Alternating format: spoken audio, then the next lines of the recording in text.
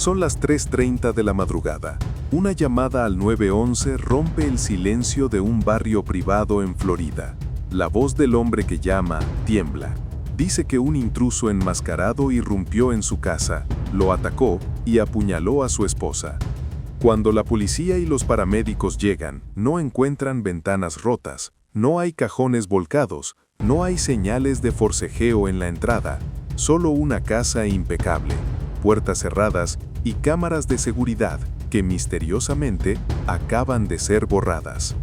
Pero lo más inquietante no es la escena, es lo que sucede horas después, cuando la esposa, aún en una cama de hospital, señala al hombre que hizo esa llamada como su agresor. Hoy vamos a reconstruir cómo un empresario millonario intentó orquestar el crimen perfecto y por qué una promesa de divorcio, un patrón de manchas de sangre y una licencia médica revocada terminaron enviándolo a prisión por 30 años. Porque lo que parecía un ataque aleatorio, en realidad fue el colapso programado de un matrimonio que escondía control, rencor y una avaricia que ni la mejor planificación pudo ocultar. Seguiremos la línea del tiempo exacta, la fachada de la pareja perfecta, la escalada silenciosa del conflicto, la noche en que la violencia estalló y el desmoronamiento forense ilegal que dejó al descubierto la verdad. Pero para entender por qué el plan fracasó, primero tenemos que comprender quién era Mike Russell antes de que la sirena del 911 sonara. Y la respuesta no está en un cuchillo, está en una vida construida sobre el control absoluto. Mike creció siendo una persona reservada. Desde niño, cuidaba su círculo íntimo y filtraba al mínimo la información que trascendía sobre él. Esa misma prudencia lo acompañó a la Universidad de Florida, donde estudió odontología con un solo objetivo: el éxito profesional y económico.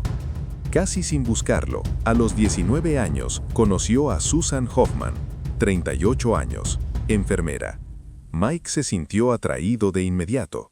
La primera cita confirmó su interés, la segunda consolidó la relación. Tras 2 años de noviazgo, le propuso matrimonio con una promesa clara: no repetiría los errores de su primer matrimonio. Esta vez, la vida personal estaría primero. Ella aceptó. En agosto de 2007, se casaron. Al principio, vivieron en la casa de Gainesville, pero el fantasma de la exesposa pesaba. Buscaron un nuevo comienzo, y lo encontraron en Gulf Country Plantation, una propiedad amplia, chimenea, 3 habitaciones, 2 baños, en un barrio privado con todas las comodidades. Mike cumplió su palabra, al menos en apariencia. Viajaban, cenaban en restaurantes de lujo, paseaban. Para el mundo externo, los Russell eran la imagen del éxito y la felicidad. Pero la perfección era un espejo que comenzaba a agrietarse. Los amigos y familiares de Mike describieron a Sue como una mujer profundamente posesiva. Al casarse, asumió que todo lo que pertenecía a Mike le pertenecía también a ella: la casa, las cuentas, incluso el perro que las hijas de Mike dejaban ocasionalmente al cuidado de su padre. La fricción con Caroline y Kate fue inmediata. Ambas habían crecido en un entorno de abundancia, acostumbradas a que su padre nunca les dijera que no. Mike, quizás por culpa o por simple capacidad económica, seguía transfiriéndole sumas considerables siendo ya adultas. Sue la vio como una fuga de capital y una falta de lealtad. Se convirtió, a los ojos de la familia, en la madrastra controladora. Mike intentó apaciguar las aguas dándole dinero a sus hijas a espaldas de Sue. Funcionó un tiempo, hasta que la grieta se volvió abismo. En noviembre de 2017, Caroline anunció su boda. No sería una ceremonia cualquiera, un castillo en Nueva York, un fin de semana entero de celebración, un presupuesto cercano a los $100,000.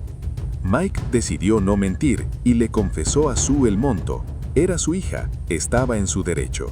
Pero a medida que se acercaba la fecha, la tensión se volvió insoportable. El 21 de noviembre, la discusión estalló en casa. La policía fue llamada.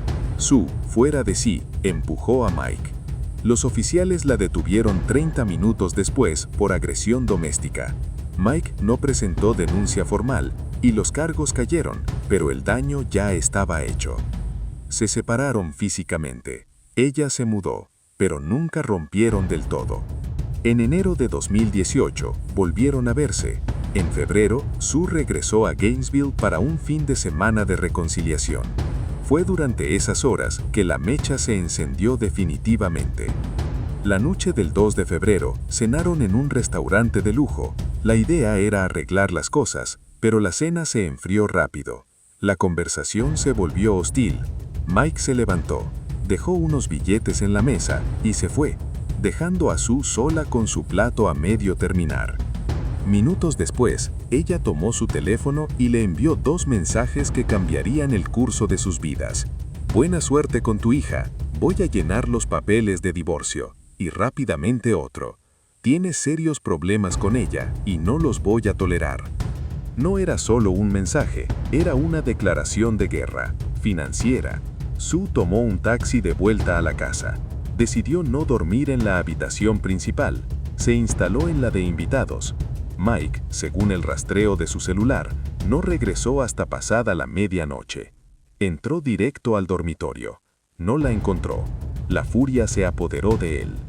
Recorrió la casa. La encontró en la habitación de huéspedes. La discusión no tardó en reiniciarse, pero esta vez las palabras dieron paso a los forcejeos. En medio del forcejeo, Sue sintió una punzada en el abdomen.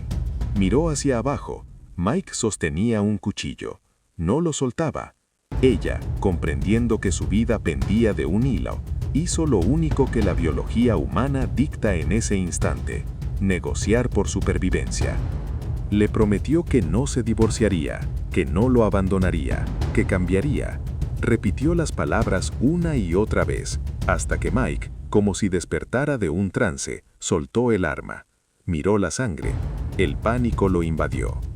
Salió de la habitación. Volvió minutos después. Ella perdía sangre rápidamente. Le propuso un trato. Llamaría a emergencias, pero ella debía decir que un intruso enmascarado la había atacado. En ese estado, no le quedó otra opción que aceptar. Necesitaba llegar al hospital viva. Mike borró las cámaras, marcó el 911 y comenzó a actuar el papel del marido aterrorizado. Pero la escena del crimen ya estaba hablando por ella. Cuando la policía llegó, el jardín estaba impecable. Las luces apagadas, nada parecía forzado. Guiados por Mike, encontraron a Sue en la cama, con varias puñaladas en el abdomen y en los brazos. Fue trasladada de urgencia. Mientras la operaban, los detectives revisaron la casa. No faltaba nada, no había revueltos.